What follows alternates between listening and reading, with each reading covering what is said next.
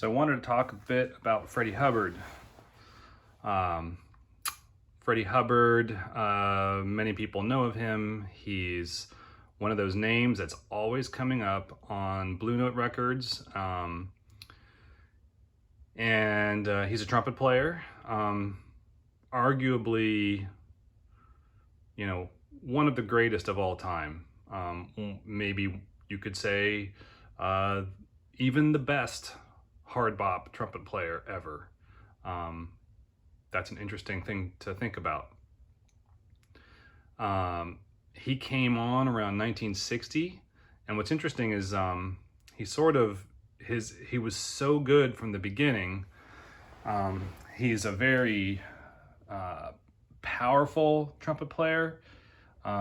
He has sort of a, he has a lot of fire in his playing, but he also has sort of liquid-like runs on the trumpet with this amazing smoothness and power to his lines. But he sort of emerged as a sideman and as a solo leader from the beginning, basically. And what I'm showing here on the left is a record by Tina Brooks, which is a quintet record with Freddie. On the right is Freddie's second record. His first is Open Sesame. But I've been listening to a lot of jazz and realized that Freddie is such an amazing player. And the more you listen to him, the more you start to understand the value of his playing, and you just get to know him. So I wanted to try to zero in on the recordings that I think are his best, and maybe and so it sort of focused on this early period, early 60s, when he first came up. And so that's when hard bop actually, some argue, really starts to peter out as early as 1960. There's obviously great records all through the mid 60s, great hard bop records. But hard bop really started, I'd say, in the mid 50s, and some people think it really peaked in 57. I think there's great hard bop records after that. And a part of my thinking there is that the players' abilities advanced in the years after 1957. Their vocabulary became larger, and they were able to put down different kinds of ideas, more complex ideas, more varied ideas, more varied feelings. And so anyway, to cut to the chase here, I wanted to I tried to highlight Freddie's greatest records. This is totally my opinion, and somewhat based on what I have. I haven't heard everything he's done, but I've heard a lot of his Blue Note stuff. He mostly appears on Blue Note in the 60s. So let's start in with True Blue by Tina Brooks. Tina Brooks is a tenor sax player, not known by that many people, but a familiar name in the Blue Note catalog. And I think he's a brilliant composer. And a reason why I love this record, not only because it has this amazing cover, and it's an incredibly rare record, actually. Not this one, but the originals are super rare, is the songs are great. And this goes for a lot of hard bop records.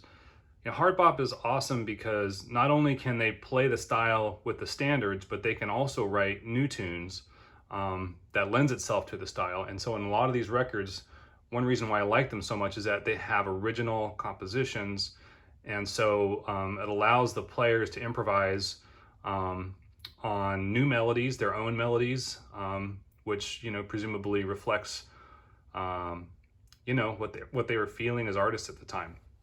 So anyway, True Blue, fantastic record, great tunes, mostly originals, mostly by Tina Brooks. But Freddie, it's a quintet record, and so Tina on sax, Freddie on trumpet. Freddie plays tremendously. It's this is one of his first recordings on record. I actually think that this recording happened within a week of Freddie's debut solo album, Open Sesame. And I don't think these are Freddie's first recordings, but they're really one of the first. And so he's just amazing here. Going Up, this was recorded probably half a year later, almost half a year later. Hank Mobley, McCoy Tyner, Paul Chambers, and Philly Joe Jones. So a really interesting lineup. You've got sort of like the veteran hard boppers, veteran from the Miles Davis group, Paul Chambers and Philly Joe Jones. And Philly's just an amazing drummer. This is a great drum record in my opinion. And it's actually one of McCoy Tyner's very first recordings. It turned out that this is about a month after he first started recording on Atlantic with Coltrane's group. My Favorite Things, Coltrane Sound, Plays the Blues. And so McCoy was really gaining steam. And this is just, a few weeks after those first recorded sessions with Coltrane. And again, this has got a number of originals. Hank Mobley is a really good composer. His hard bop tunes often have a minor key to them, and they're just, they have a sort of a melancholy groove to them. And he comes up with a lot of different types of melodies in that feel, which is great for hard bop. And I would argue that for me, this may be my favorite Freddie Hubbard record. And I would argue, and just look at these three album covers. I think that people love Blue Note records that have these iconic record covers like that. I mean, this is classic, right? It's got that dark background, even though this is pink and it's hue. You can think of Hank Mobley's Soul Station record cover where it's all blue. And I think this is a little bit unusual for a Blue Note record. The color schemes are different. It doesn't have that blue sort of dark feel to it. It's more of an upbeat looking art cover. And I wonder if that has actually hurt this record in terms of how it's regarded over the years, even though I think the music is amazing. Most of the tunes are in minor keys, yet this is just a kickin' record. Side one, there's not a slow number on it. They're all hard, upbeat, grooving tunes. And Freddie's playing is just amazing on this. A week later, you get Roll Call, and it's Hank Mobley and Freddie Hubbard. Here you got Art Blakey on drums, Philly Joe Jones on drums for Going Up. So that's a really interesting comparison. This is a Music Matters pressing, but I think that just the quality of the recording for Roll Call is really remarkable. There's a sense of space with Blakey's drums that you usually don't get. He seems to be more in the background, but it's very clear. And Blakey just seems less of a powerhouse on this record and more of a tasteful drummer with lots of great ideas.